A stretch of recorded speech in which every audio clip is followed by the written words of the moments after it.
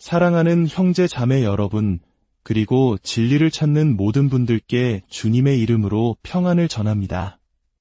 오늘 우리는 성경의 가장 심오하고 아름다운 구절 중 하나를 통해 우리 삶을 영원히 바꿀 수 있는 기적의 중심으로 함께 여행을 떠나고자 합니다. 이 말씀이 여러분의 마음에 깊은 울림을 주고 삶의 어두운 길을 비추는 등불이 되기를 소망합니다. 혹시 이 시간이 여러분에게 큰 은혜가 된다면 이 말씀을 주변에 사랑하는 이들과 함께 나누어 주십시오.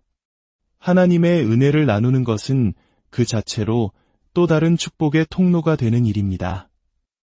여러분의 나눔을 통해 더 많은 영혼이 주님의 사랑을 경험하게 되기를 기도합니다.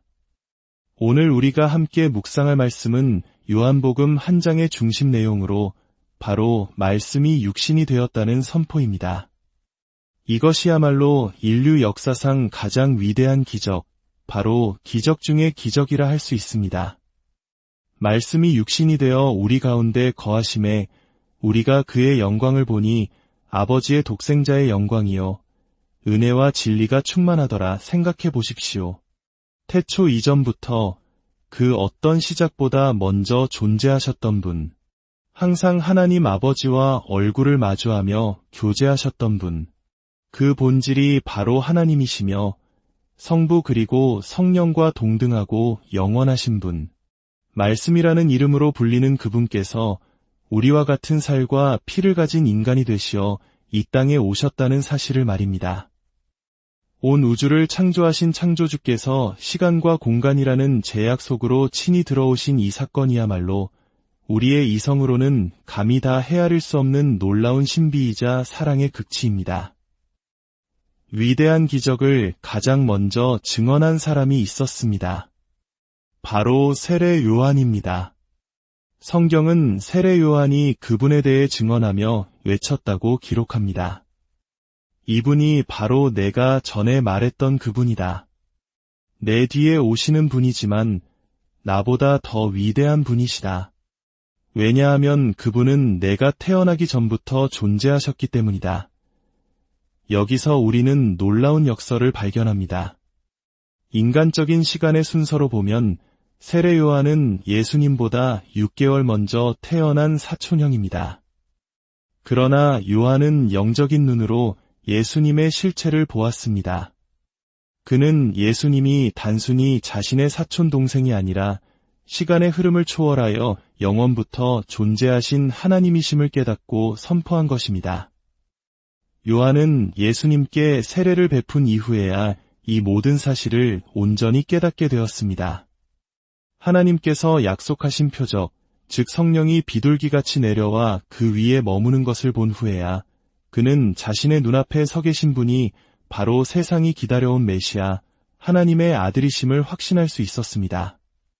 그리고 요한은 이렇게 고백합니다. 우리가 다 그의 충만한 데서 받으니 은혜 위에 은혜러라. 은혜 위에 은혜라는 표현은 마치 거대한 파도가 연이어 해변으로 밀려오는 모습을 연상시킵니다.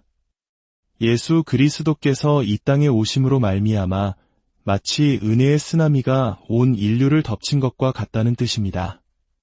그렇다면 은혜란 정확히 무엇일까요? 신학적으로 은혜란 예수 그리스도께서 우리의 모든 죄값을 대신 치르시고 십자가에서 죽으심으로써 하나님께서 우리에게 값없이 베풀어 주실 수 있게 된 모든 것을 의미합니다. 본래 하나님의 공의는 죄의 빚이 해결되기 전까지 우리에게 아무것도 주실 수 없었습니다. 그러나 예수님께서 그 빚을 완전히 청산하셨기에 하나님의 사랑과 자비가 우리에게 아무런 제약 없이 부어질 수 있게 된 것입니다. 예수님의 탄생 그 자체가 은혜입니다. 그분이 이 땅에서 사셨던 매 순간이 은혜입니다. 그분은 하나님의 능력을 사용하실 수도 있었지만 매 순간 자발적으로 그 능력을 제한하시고 오직 성령의 능력에 의지하여 우리와 똑같은 인간으로 사셨습니다. 그리고 마침내 십자가에서 우리의 모든 죄, 과거와 현재와 미래의 모든 죄를 짊어지셨을 때 은혜는 그 절정에 이르렀습니다. 예수님은 단순히 당신과 저의 죄만을 위해 죽으신 것이 아닙니다. 성경은 그가 온 세상의 죄를 위해 죽으셨다고 말합니다. 스탈린, 히틀러, 칭기즈칸과 같은 역사 속의 끔찍한 독재자들이 영원한 불못에 가게 되는 궁극적인 이유는 그들의 죄가 너무나 끔찍해서가 아닙니다. 그들이 지옥에 가는 단 하나의 이유는 예수님께서 그들의 죄를 위해서도 마련해 놓으신 용서의 선물을 끝까지 거부했기 때문입니다. 만약 그들이 그 선물을 받아들였다면 성령께서 그들 안에 들어가 새로운 본성을 주시고 그들을 변화시키셨을 것입니다. 이처럼 예수님의 은혜는 모든 인류에게 차별 없이 주어졌습니다. 이제 우리는 율법과 은혜의 관계를 이해해야 합니다.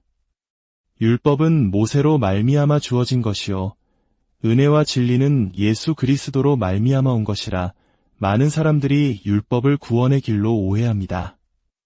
율법을 잘 지키면 하나님께 인정받을 수 있다고 생각합니다. 그러나 성경은 정반대로 말합니다. 율법은 결코 구원의 수단으로 주어진 것이 아닙니다. 율법이 주어진 첫 번째 목적은 우리에게 하나님의 거룩하심과 의로움이 얼마나 높은 기준인지를 보여주기 위함입니다. 그리고 두 번째 목적은 그 높은 기준 앞에서 우리 인간이 얼마나 무력하고 죄된 존재인지를 깨닫게 하여 우리를 절망에 이르게 하기 위함입니다. 율법은 마치 거울과 같습니다. 거울은 우리 얼굴에 묻은 먼지를 보여주지만 그 먼지를 닦아줄 수는 없습니다. 마찬가지로 율법은 우리의 죄를 드러내지만 그 죄를 해결해줄 능력은 없습니다. 율법은 우리 스스로의 노력으로는 결코 하나님께 나아갈 수 없다는 사실을 깨닫게 하고 우리를 절망하게 만들어 구원자를 찾도록 이끄는 역할을 합니다. 바로 그때 율법은 우리를 예수 그리스도께로 인도합니다. 로마서 10장 4절은 이렇게 선포합니다. 그리스도는 모든 믿는 자에게 의를 이루기 위하여 율법의 마침이 되시니라. 예수님께서 율법의 모든 요구를 완벽하게 이루시고 십자가에서 율법의 저주를 담당하셨기에 이제 우리는 율법의 행위가 아닌 오직 믿음으로 의롭다 함을 얻게 된 것입니다. 그렇다면 이제 우리는 아무렇게나 살아도 되는 것일까요? 절대 그렇지 않습니다. 그리스도인을 움직이는 새로운 동기는 사랑입니다. 여러분이 누군가를 깊이 사랑했던 때를 기억해 보십시오. 그 사람을 위해 무언가를 해주는 것이 의무나 부담이었습니까? 아니었을 것입니다. 오히려 기쁨으로 자발적으로 행했을 것입니다. 왜냐하면 사랑했기 때문입니다. 하나님께서는 모든 그리스도인의 마음속에 바로 이 사랑을 창조하기 원하십니다. 참된 예배가 무엇인지 아십니까? 화려한 음악이나 반복적인 구절을 통해 신비로운 무아지경에 빠지는 것이 아닙니다. 성경이 말하는 참된 예배는 아주 단순합니다. 그것은 바로 하나님을 다시 사랑하는 것입니다. 우리가 먼저 하나님을 사랑한 것이 아닙니다.